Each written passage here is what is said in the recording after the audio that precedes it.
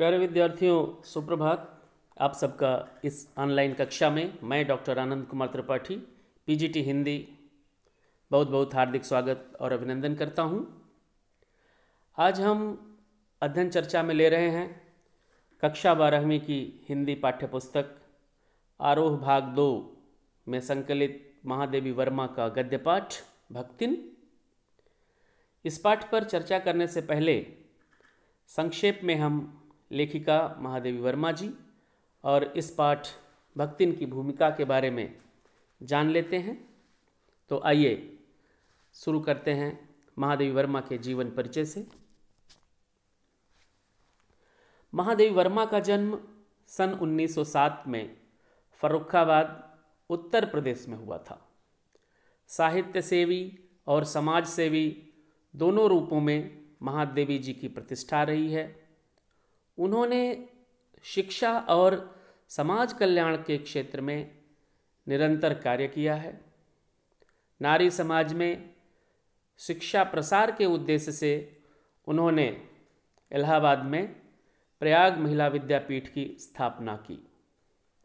साहित्य जगत में महादेवी वर्मा की प्रतिष्ठा बहुमुखी प्रतिभा के रचनाकार के रूप में रही है। कविता के क्षेत्र में वे छायावाद के 4 स्तंभों में से एक मानी जाती हैं। जयशंकर प्रसाद, सुमित्रानंदन पंत, सूर्यकांत त्रिपाठी निराला और महादेवी वर्मा ये छायावाद के 4 स्तंभ माने जाते हैं। अपने निबंधों, संस्मरणों और रेखाचित्रों तथा संस्मरणात्मक रेखाचित्रों के कारण एक अप्रतिम गद्यकार के रूप में भी महादेवी जी की चर्चा होती रही है।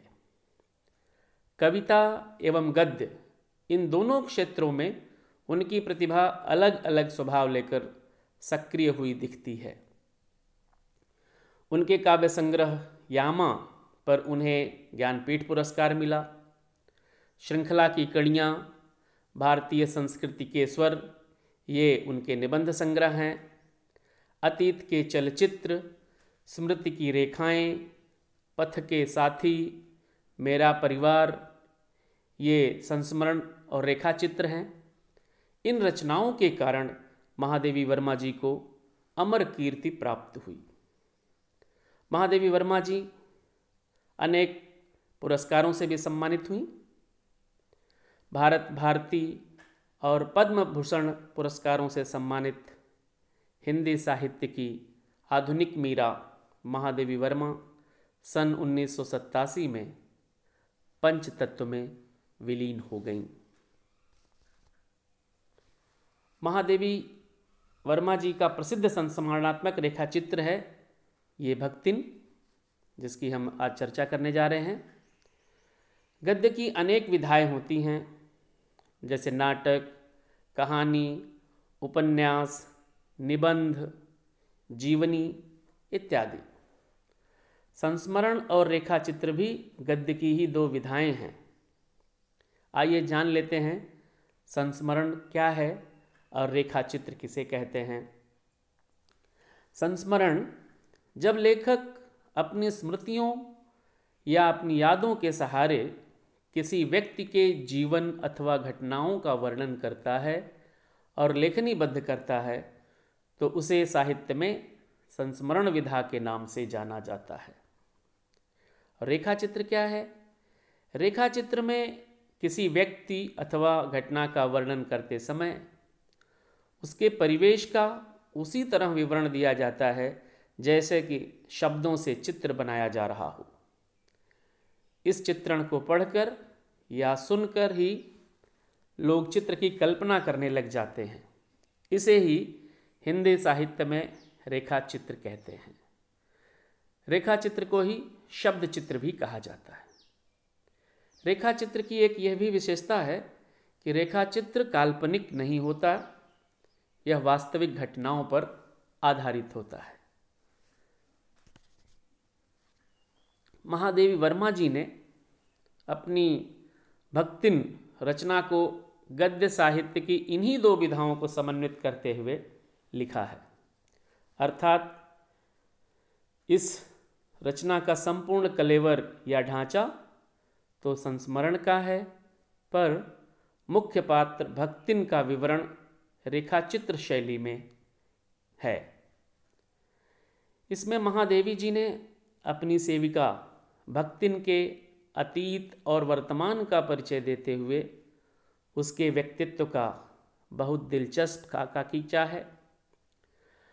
महादेवी के घर में काम शुरू करने से पहले उसने कैसे एक संघर्षशील, स्वाभिमानी और कर्मठ जीवन जिया, कैसे पितृसत्तात्मक मान्यताओं और छल छद्म भरे समाज में अपने और अपनी बेटियों के हक की लड़ाई लड़ती रही और उसमें हार कर कैसे जिंदगी की राह पूरी तरह बदल लेने के निर्णय तक पहुंची। इसका अत्यंत संवेदनशील चित्रण इस पाठ में हुआ है। इसके साथ ही भक्तिन महादेवी जी के जीवन में आकर छा जाने वाली एक ऐसी परिस्थिति के रूप में दिखलाई पड़ती है जिसके कारण लेखिका के व्यक्तित्व के कई अनछुए प्रच्छन्न आयाम उद्घाटित होते चलते हैं।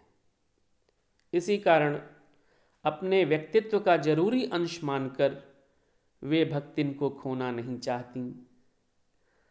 समग्र रूप से इस पाठ को परिस्थितिवश अक्खड़ बनी पर महादेवी जी के प्रति अनमोल आत्मीयता से भरी भक्तिन के बहाने स्त्री अस्मिता की संघर्षपूर्ण आवाज के रूप में भी पढ़ा जाना चाहिए। प्यारे बच्चों, आज की कक्षा में हमने महादेवी वर्मा जी के संक्षिप्त जीवन परिचय और उनके संस्मरणात्मक रेखाचित्र भक्तिन के बारे में संक्षेप में जानकारी प्राप्त की। अगली कक्षा में हम भक्तिन पाठ के गद्यांशों की सारांशात्मक व्याख्या करेंगे। तो अगली कक्षा में हम फिर से इस पाठ का पूरा अध्ययन करेंगे। तब तक के लिए आपको बहुत बहुत धन्यवाद।